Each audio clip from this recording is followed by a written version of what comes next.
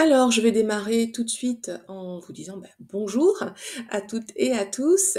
Je suis Sophie Turpois-Malvy, formatrice en pédagogie Canva et Pinterest. Alors, petit disclaimer, cette infographie est souvent considérée comme un neuromythe parce que plutôt qu'une jauge avec un niveau, il y a souvent des chiffres avec des pourcentages qui sont affichés. D'accord? Alors, je m'inscris en faux.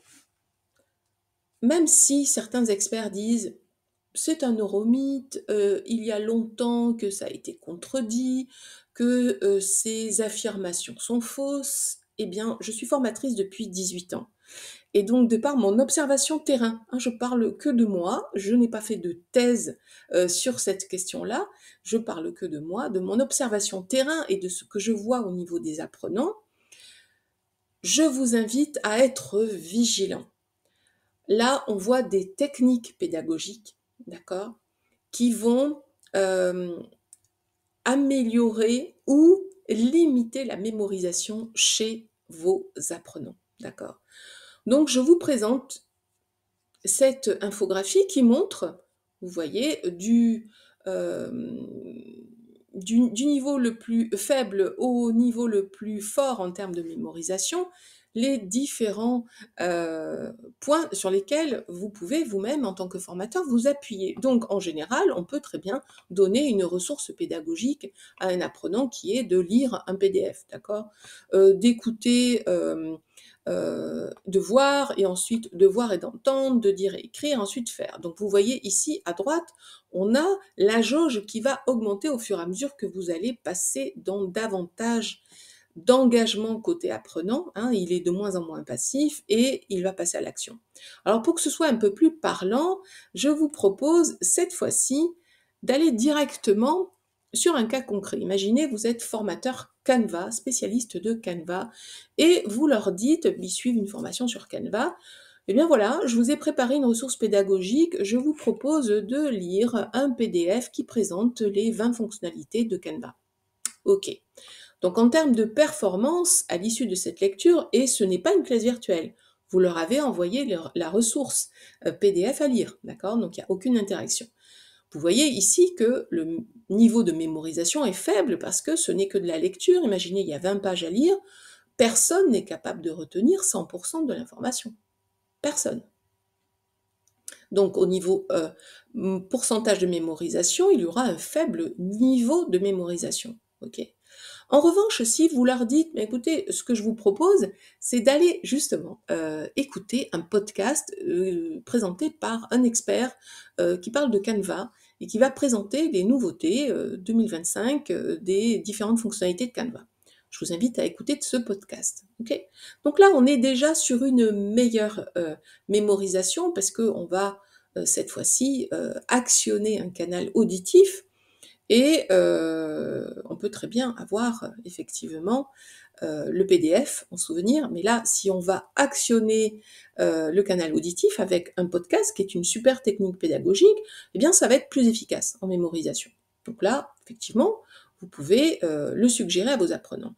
Et ensuite, vous leur dites, écoutez, pareil, je vous propose d'aller visionner une vidéo que j'avais enregistrée sur YouTube qui parle des nouvelles fonctionnalités Canva. Je vous invite à la visionner. Aucune interaction avec le formateur, en revanche, c'est juste d'aller la visionner. On grimpe dans le niveau de mémorisation parce que là, vous demandez à votre apprenant de voir, de regarder. Donc on n'est pas juste à écouter, mais de regarder. Et là, vous lui demandez ensuite d'assister à une classe virtuelle où il va écouter le formateur et le voir parler en même temps. C'est une classe virtuelle par Zoom. Écouter et voir en même temps le formateur qui parle en live. Donc, il y a davantage, en termes de niveau de mémorisation, c'est plus efficace que une vidéo qui est sur YouTube et qui est déjà enregistrée. D'accord ? Ensuite, on va passer à autre chose. Donc là, vous animez une classe virtuelle et vous allez poser des questions aux apprenants. Vous utilisez ce qu'on appelle la méthode interrogative et les apprenants vont participer oralement, d'accord, comme on le voit sur le schéma, et ils vont prendre des notes. Vous les invitez surtout à prendre des notes. Donc en termes de mémorisation, il y a un engagement qui est beaucoup plus fort puisque les apprenants vont participer et ils vont prendre des notes. Prendre des notes, ça va forcer votre cerveau à aller chercher les mots-clés les plus importants, à faire le tri. Et le fait d'écrire, donc ça travaille sur une meilleure mémorisation. D'accord? Donc le fait d'écrire, c'est pas pour rien qu'on demande souvent aux apprenants de prendre des notes, parce qu'on pourrait très bien leur envoyer un livret avec des notes toutes dactylographiées, mais c'est pas le but. C'est beaucoup moins efficace, d'accord? Et ensuite, vous allez proposer aux apprenants de dire, bah, écoutez, voilà, je vous montre comment on fait, par exemple, un carrousel sur LinkedIn, d'accord? Je vous montre. Donc là, on change de méthode, on passe sur une méthode démonstrative. Je vous montre et vous allez refaire, d'accord? Donc c'est un exercice. Ils vont passer à l'action et ils vont refaire. Refaire suivant les indications du formateur. Donc là, vous voyez qu'en termes d'efficacité, c'est beaucoup plus performant, d'accord? Donc vous voyez que la jauge, là, est presque à son maximum. Je n'ai pas mis les chiffres volontairement parce que il y a beaucoup de réactions sur ce sujet et je ne veux pas froisser les susceptibilités, mais moi je m'inscris en faux sur ce côté.